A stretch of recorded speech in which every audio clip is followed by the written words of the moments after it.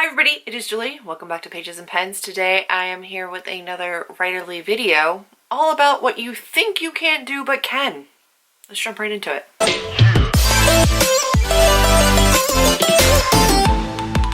Alright, I am sitting down without a script to talk about all the things that I have heard people say they cannot do that I promise you, you can do. The list is large and I'm going to just run off of as many as I possibly can find because a lot of people have said that over the course of Nano or over the course of being a writer and talking to people, I can never do that, I can never do that, I can never do that. And for some people, fine, valid, you can't because you're not going to make it a priority. If your goal and dream is not to be a writer, then of course you can't sit down and write a book. But if you want to be a writer, if being a writer is your dream and your goal, which for the most part, these comments have come from people who are participating in Nano and actively writing and want to be an author, then these are things you can do. And I kind of just don't want to accept from you that you can't. So we're going to go over them. First of all are people that say they can't finish a novel. They get stuck on something and they just never go back and finish it, or they start something and then they move on to something else and they've got that shiny new idea syndrome. And I get it. It's difficult.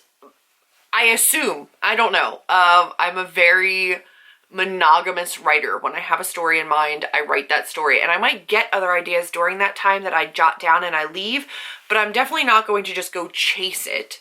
I'm going to stick to what I have going on. Now, I also did finish an entire first draft of a novel during Nano, so I may not be the best person to give advice on this because I know not everybody has that same amount of determination to finish something and to see something through.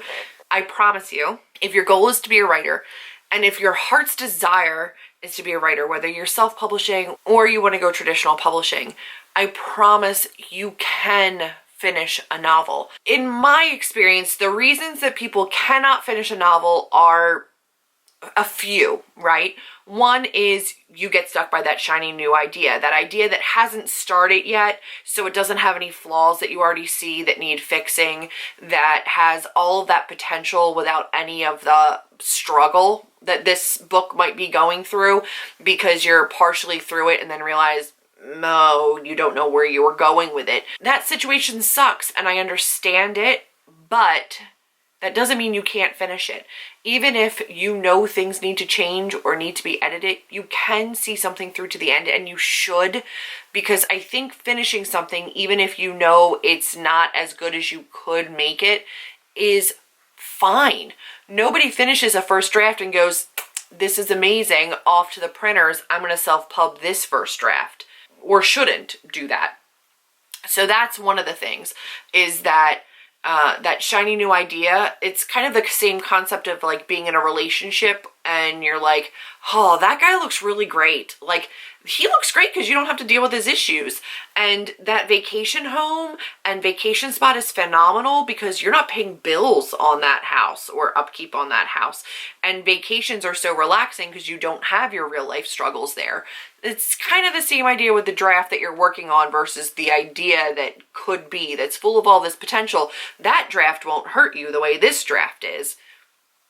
You see what I'm saying? So that's one of the reasons that people don't ever finish the draft. The other is that they see that there is some work to be done in their draft and they realize that maybe they've gone off course and they're too afraid of the editing process. So they just go, I don't want to go back and fix what I already wrote because then that's wasted words. And I don't want to move forward because then I know I have to go back and fix that later. And I can either go forward and it be wrong, or I can go forward and fix it from here forward, and then I still have work to do, and I don't think I can handle that. You can, I promise you, as somebody who took a book that was YA, and I turned it from YA to NA, from NA to adult, from contemporary to urban fantasy to contemporary fantasy, and rewrote a 100,000+ word draft multiple times and then still queried it and didn't get picked up by agents with it. You can, I promise, you can edit. But like they say, you can't edit a blank page. You have to finish it so you can actually work on editing it. So those are the two main reasons that I usually see. Either like the shiny new idea that doesn't have any issues that you'd rather just go and do, and then you never go back to the other one, or it's because you see that you need to edit and then you're too afraid of the editing process and you don't want anything to do with it. In both of those scenarios, you're setting yourself up for way more heartache than you need to. See the draft all the way through, and then it can sit for a little while. You can go back to it. It's complete, and you can see all the ways that you can rework it. Nothing is impossible to fix, or if you decide that story isn't one that you need to tell, or that it's no longer like your passion, and you don't want to take that to agents, you don't want that to be your debut novel, then fine, you can let it sit. But just the act of finishing a first draft will give you the confidence to know that you can do it again in the future. And I also think that editing a novel gives you the confidence to know that you can draft the way you need to draft because you can fix things in editing.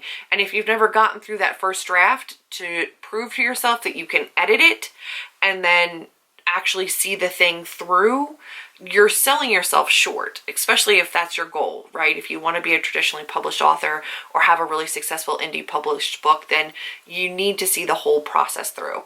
And that's completing a first draft and then editing a first draft. It's just what needs to happen. That to me is one of my biggest things. You can finish a first draft. It's not going to feel pleasant all the time. In fact, it might be downright uncomfortable, but pushing through discomfort is what leads to growth. And in the end, we need to grow in order to become better writers.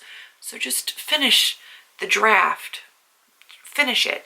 Join me in my productivity sprints. You need to finish the draft. Next is, I could never edit my book. I couldn't face rewriting it. I couldn't face major plot point changes. I couldn't face having to rework characters. It's too much. It's too big of a task. No, it isn't. If you can finish a full first draft, I promise that's the hardest bit. And then you can go in and you can tweak and you can fix things. You're going to find plot holes. You're going to find timeline problems. You're going to find character issues that need fixing. And all of that is 100% possible. You can save yourself a little bit of trouble with some tools on the front end. If you invest in some craft books, I have a whole video on them. You can also invest in some online tools. I belong personally to Pro Writing Aid, or Pro Writing Tool, which is an editing software program that I love. It attaches directly to Word or to Scrivener, and it can edit your work for grammar, for tense, for a whole bunch of different things. It's really phenomenal. And then I also subscribe to One Stop for Writers, which helps you with character development, character arcs, plot, so many different things, world building, different thesauruses for a whole host of different things. And it really is phenomenal, and I've just recently subscribed to that, so I haven't even played with it nearly as much as I can. But there are resources out there for you. If you want a little bit of help on the front end to minimize how much character work and plot work you need to do at the back end, invest in good craft books and maybe that One Stop for Writers. And if you need a little bit of help on the back end for editing, then a professional or advanced level of Grammarly or something like Pro Writing is really going to be what might take you to the next level and give you a little bit of confidence that you don't need to do it 100% on your own. So you can fix those things. I know because I've done it, and it was a pain in the butt and it was difficult, but it made my book better every single time.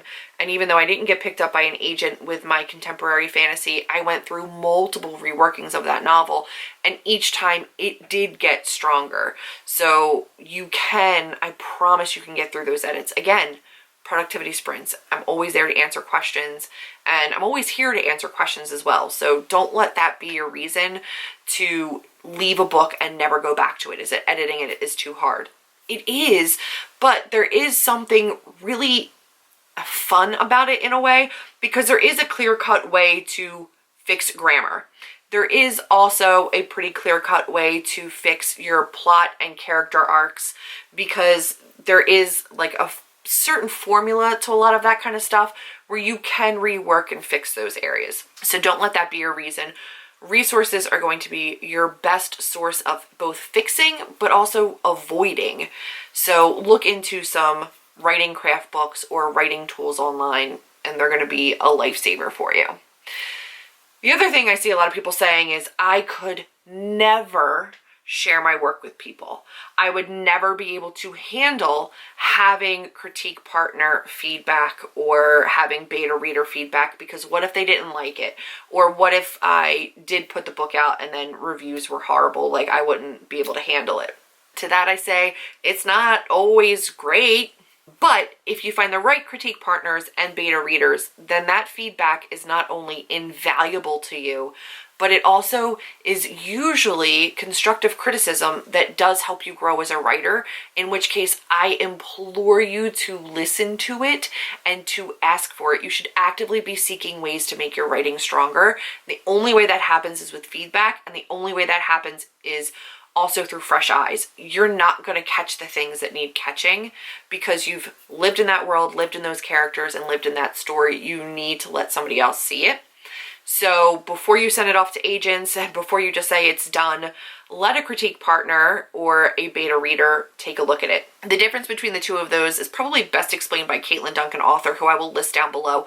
But a critique partner is going to be somebody who is also a writer, who can look at it from a writer's standpoint. And a beta reader is going to be somebody who is a reader, somebody who avidly reads in the genre that you're writing in, ideally, and they're going to both give you different kinds of feedback. Typically, you would have a critique partner read first, go through another round of edits, and then go to beta readers, let them read it, and go through another round of edits. Recently, on my contemporary, I sent it to a critique partner, a writer and published author who looked at my book and gave me feedback, and a reader who reads prolifically in the genre that I wrote in, and I got feedback from both of them at the same time. That was a really interesting thing because they're coming at it from two very different lenses. I also did a critique partner and beta reader situation twice, actually, for my contemporary fantasy. And that was incredibly helpful in helping me grow that book and the characters. Was it always comfortable to share my book? No. I had anxiety the whole time it was out of my hands because I knew they were reading it, and I was nervous because I love the stories and I want them to love the stories. But the feedback came back and it was fine. Everything was okay. Was my work perfect? No. Were there things I need to fix? Absolutely. But if you're sending your book to somebody, it's going to be somebody you trust. And hopefully it's somebody who understands the sandwich method, where you start off with your strengths and then work on some things that you could fix and improve, and then finish with like a, I really believe in you, you've got this. And that's what mine were. Do I have pages of notes that I need to fix in my novel? Yeah. Are they insurmountable? Nope. Because I've already gone through a round of edits. I've already done my own read through. I've already done my own edits, and I know I can handle them again. Does it stink sometimes to be like, man, I've already looked at this stuff and I thought it was okay and it's not, and I have to go in and fix it more? Yeah, kinda. But again, fresh eyes and people that don't know your characters the way you know your characters. So they're gonna come off differently to people that don't live inside their head the way that the author does. You're going to make it through, and it's going to make your book stronger, which is the ultimate goal. In that situation, it really is a lot of the times people that are afraid that their writing isn't strong enough, that they aren't strong enough to handle the constructive criticism and the feedback, to which I say there is zero chance of you becoming a published author if you can't handle some feedback and some less than stellar 100% praise for your novel, because querying is a whole other issue that we're going to talk about, and rejection is just a part of it. So you need to start to like toughen up a little bit. A part of what really helped me before querying was that I had had feedback from my partners. The first time that I did querying was after I had beta readers look at it who gave me nothing but praise and a couple little things to fix. And I was like, oh my God, this book is phenomenal. It's perfect. Everything's going to go amazingly. There's no chance this doesn't get picked up by an agent. And then I queried and nobody picked me up. So then I sent it off to other critique partners and I got a lot more feedback. And I was like, aha, that's what I need to fix.